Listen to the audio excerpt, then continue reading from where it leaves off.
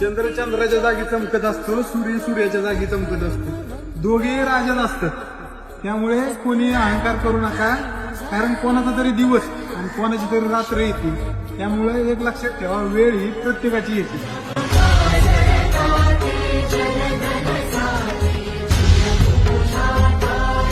सोडून तुलाज मातीला तू जाग उधाणू दे आज उरी